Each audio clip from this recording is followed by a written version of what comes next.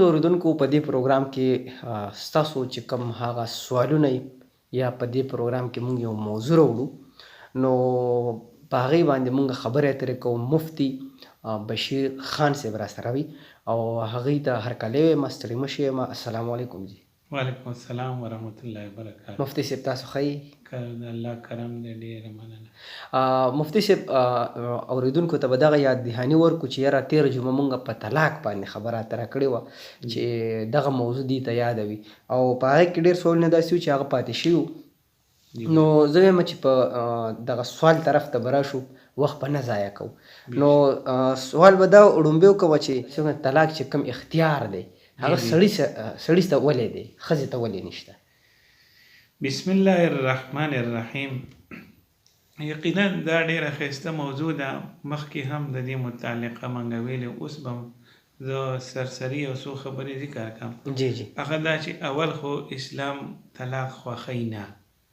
اسلام دا غواړي چې د یو نارینه او زنانه د هغې ژوند د دې خپلې جوړې دا تر مرګه پورې چې دی نه هغه د دې دا جوړه برقراره وي او ښایسته ته ورباندې دي هغه ژوند تېروي. صحیح. که چېرته ناچاکي راشي او دا ناچاکي کله د نارینه د طرف نه وي، کله د زنانه د طرف نه وي، نو الله پاک په دې دنیا کې چې کوم ترتیب شروع دغه کړی دی نو په هغې کې اکثر ذمهواریانې په نارینه باندې دي.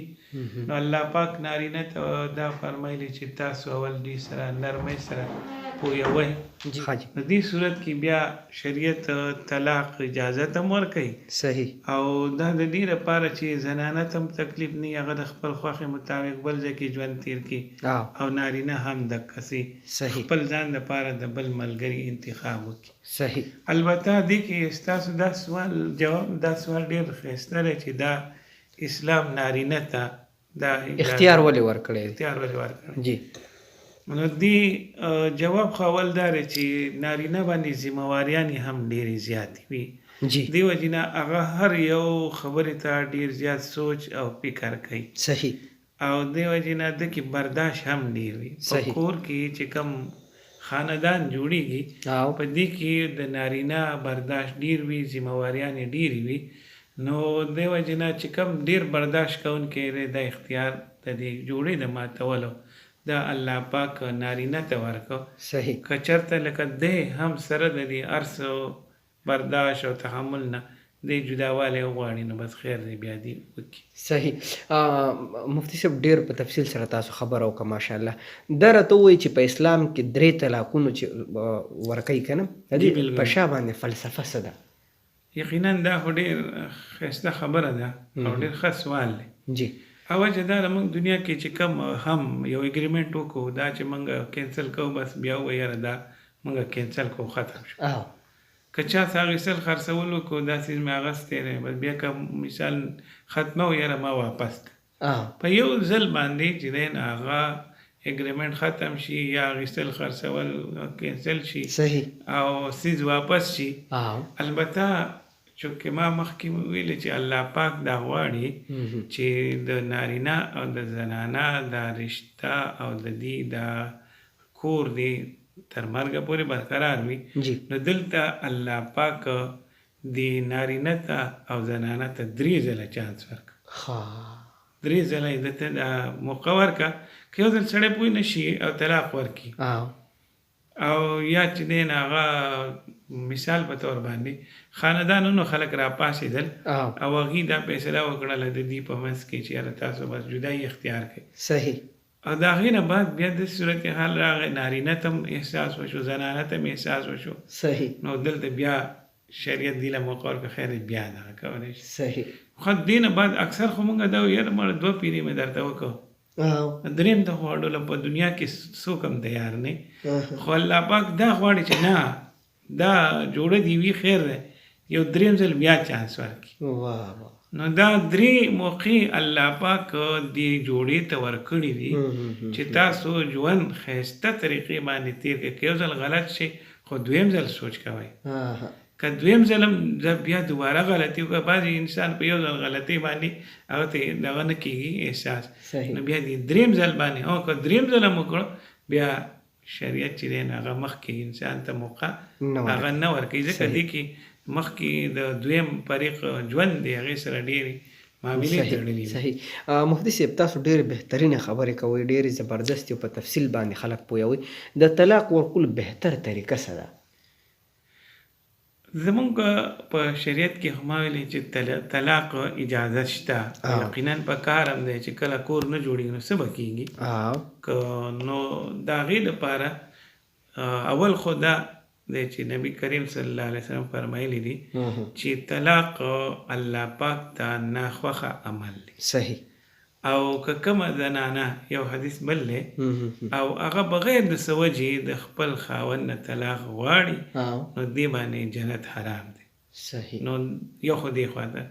بیا د هغې باوجود که چېرته طلاق ورکوي نو بیا د طلاق ورکولو بهتره طریقه دا ده چې کله زنانه د هغې چې دی نو هغه بیماري نه وي پاکه وي. صحیح. او دی ورسره چې دی نو هغه لکه خپل کور ورسره کوروال هم ورسره نه وي نو بیا په دې کې یو طلاق ورکړي. صحیح. یو طلاق ورکړي او د هغې نه بعد چې دی نو هغه بس پرېږدي. بیا به د ده سره دا کور والا عدت تېروي. عدت به وروستو چېرته تشریح کړو.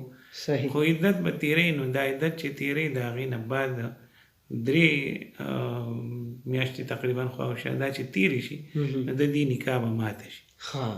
دوی چې نکاح ماته شي نو بس دې دواړه یو بل نه جدا شو. یو طلاق وشولو او چې دی نه هغه دواړه جدا شو. دې نه ښه طریقه بله نشته. دې کې وجه دا ده چې لکه یو خو زنانه چې ده نو د هغې چې دی په هغه باندې په حمل نه وي او دویمه دا ده چې د هغې نه علاوه دې ته دا یو دغه هم شته دی یو موقع بیا هم شته که چېرته مثال دې 3 میاشتې کې به یو بل باندې پوه شو دوباره رجوع کولی شي. صحیح. او که نه نکاح ماته شوه بیا هم هغه 2 طلاق پاتې دي نو دی بغیر د څه دغه نه که دوی ته بیا احساس وشو بیا هم نکاح کولی شي. صحیح. صحیح. او طلاق رجی د دې باره کې لږ تاسو ووایئ. دلته ما اوس مخکې ویلې چې یاره رجوع کولی شي او طلاق رجی زموږ په شریعت کې هغه طلاق ته وایي چې یو نارینه خپل کور والا ته وایي چې ما تا یو طلاق درکړو. یا ورته وایي ما تا 2 طلاق. د طلاق لفظ وایي. د طلاق لفظ چې وایي خو یا یو یا 2 بس 3 نه. صحیح. نو دا یو او 2 چې وي دې ته طلاق هغه رجی وایي. او د دې طلاق سره نکاح فلحال نه ماتېږي. چې لکه بالکل طلاق یې ورکړل او سړی زنانه ته وایي چې ما طلاق کړي او دا بس طلاق شو نکاح ماته شو نه. صحیح. بلکې دې کې د رجوع کولو هغه حق دته وي تر دې پورې چې کومه پورې د دې زنانه عدت هغه تیر شوی نه تر 3 میاشتې تقریبا خواوشا پورې دې دوباره هغه رجوع کولی شي. نو د رجوع طریقه څه ده؟ د رجوع طریقه دې کې دا ده که نه جی چې اول خو چې انسان کله طلاق ورکړي طلاق رجعي جی نو بیا د طلاق رجعي نه بعد دته احساس وشو چې یاره زه دا کور دوباره جوړول غواړم.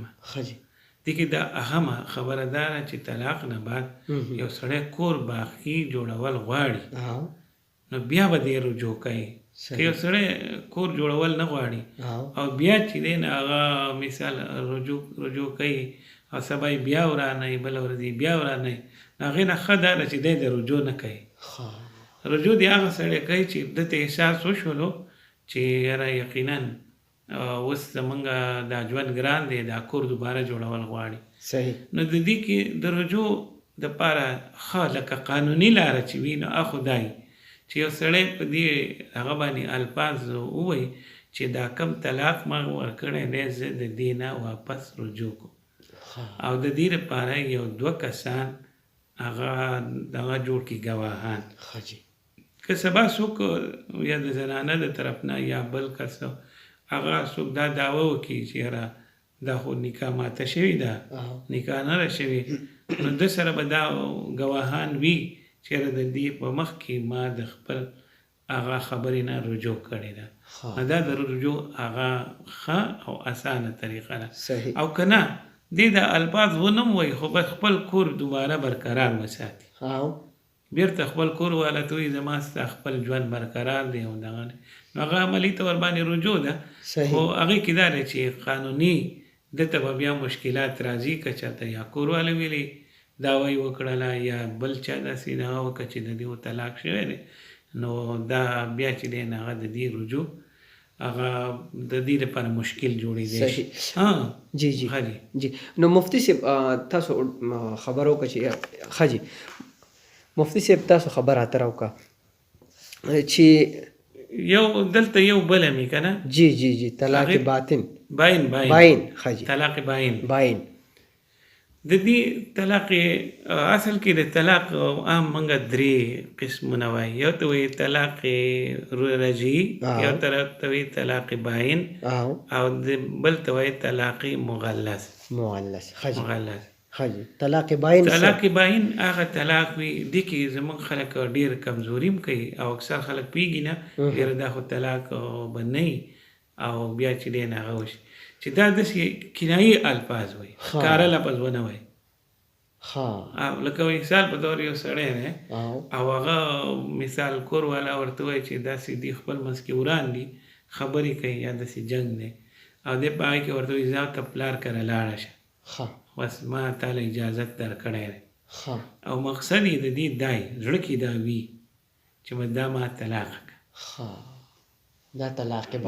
دا طلاق باین دی لکه دا خو خوله باندې ونه وي په زړه کې دا خبره شته دا خوله باندې وویله دا طلاق د لفظ یې ونه ویلې په خپل الفاظ یې دا ویلې زما ستا چې دی معامله ختمه داسې مثال الفاظ وایي یا وایي چې دی نه هغه زما ستا چې دی جدایي دا الفاظ یې له مقصد یې سي هغه طلاق ورکولی نو دې کې رجوع نشي کولی دې کې نکاح ماته شوه فی الحال او دا به عدت تیری او بیا دې ته زنانه ته اختیار دی که د دې نارینه سره واده کوي که بل چا سره کوي دې ته اختیار دی البته یو دا دی چې که زنانه دا خوښوي او د دوم دا خوښوي چې دا کور دوباره جوړ کړي نو بیا به دوباره نکاح کوي نکاح به کوي او نکاح کې به مهر هم چې دی هغه مقرروي مخکینی مهر خو یې ورکړی دی دا ځل به بیا بل مهر ورکوي مخکینی به پروت وي اخوی دی دا دویمه چې دی هغه نکاح شوه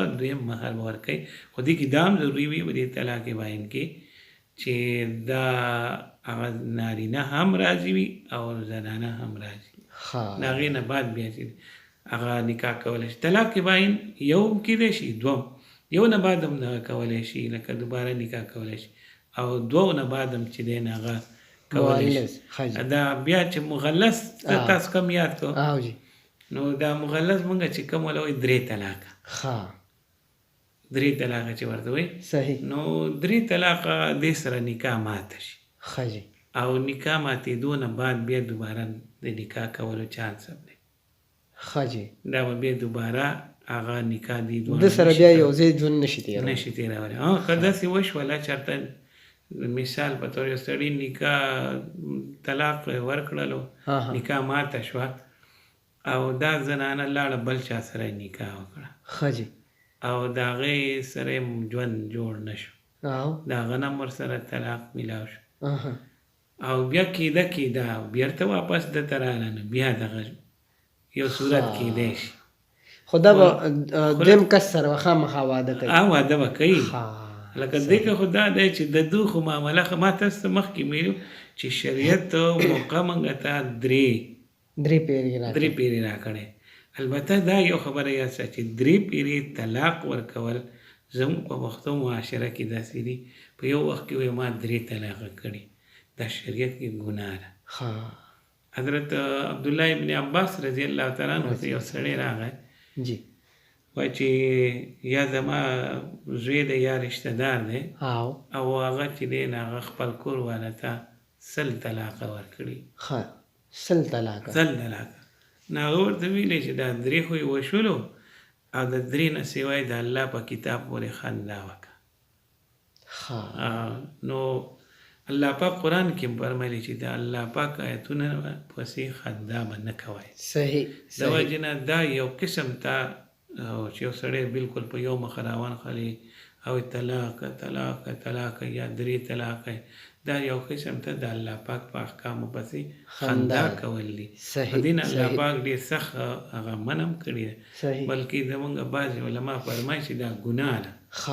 دا صحیح. ګناه ده. په داسې که صحیح. چېرته څوک 3 طلاقه ورکوي، یو به یو میاشت کې ورکوي، بیا به بل میاشت کې ورکوي، بیا به چې دی نه هغه اخرې به 3مه میاشت کې مفتي صاحب زه دا وایم چې لکه د طلاق دا وجه د څه خبرو نه جوړېږي؟